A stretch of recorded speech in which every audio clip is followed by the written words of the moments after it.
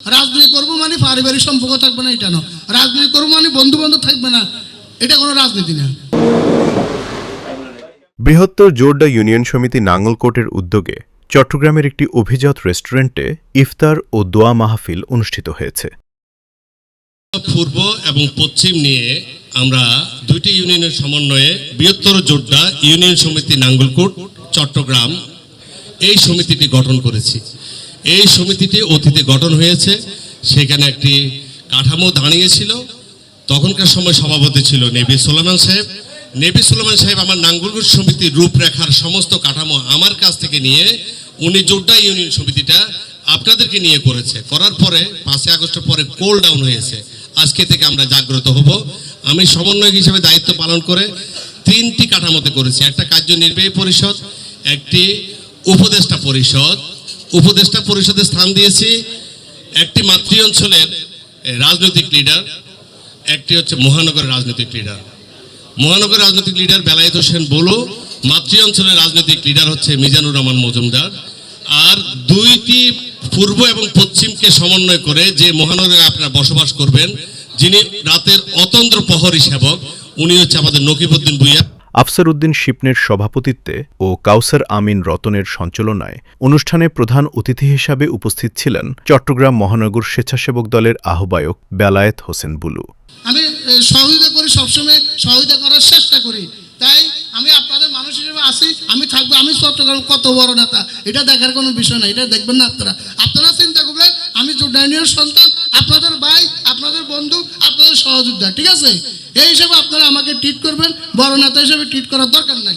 কারণ আমরা ধরেন আন্দোলন সংগ্রামী ছিলাম, আসি, থাকবো, কিন্তু আমাদের রতন আমার বন্ধু, ক্লাসমেট, ঠিক আছে? ও অন্য দল করলেও কিন্তু ছোটকাল থেকে আমার বন্ধু, আমরা একসাথে লেখাপড়া করছি, ঠিক আছে? তো এই জন্য আমাদের ভিতরে কোনো হিংসাই নাই। আমি বেলায়েত বলু ব্যক্তিগতভাবে কেউ বলতে পারবে না কারো কোনো ক্ষতি করছি আমি। আমারও কিন্তু আমূলিক ক্ষমতা থাকতে আমূলিক ব্যক্তিগতভাবে মনে করেন কোন নেতারা আমার ক্ষতি করে নাই।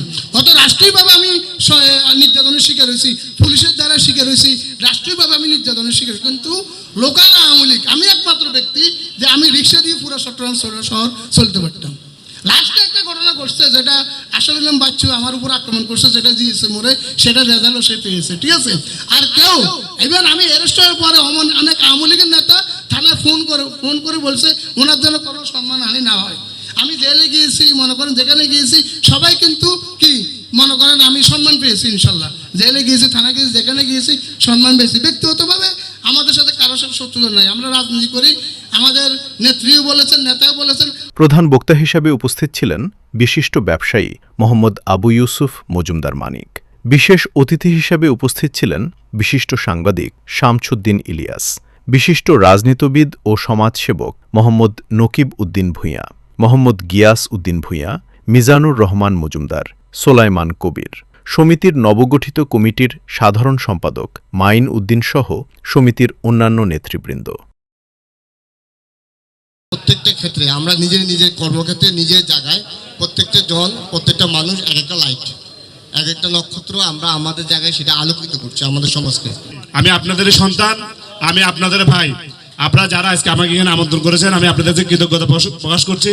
পূর্বে আপনাদের যে কোনো কর্মসূচিতে আপনারা যদি প্রয়োজন মনে করেন আমাদেরকে ডাকবেন। আমি ব্যক্তিগতভাবে চেষ্টা করব আপনাদের সকল কর্মকাণ্ডের সাথে একাত্মতা পোষণ করে একসাথে কাজ করার জন্য। হায় আল্লাহ তাআলা নাঙ্গলকোট যারা বসবাস করছে সকলকে তুমি কামিয়াবি করিও আল্লাহ। রাব্বিকা রাব্বিল ইজ্জাতি আম্মা ইয়াসিফুন ওয়া সালামুন আলাল মুরসালিন ওয়ালহামদুলিল্লাহি রাব্বিল আলামিন ওয়া জাআলা আখির কালামিনা ইন্দাল সাকরাতুল মাউত শাহাদাতান লা ইলাহা ইল্লাল্লাহু মুহাম্মাদুর রাসূলুল্লাহ।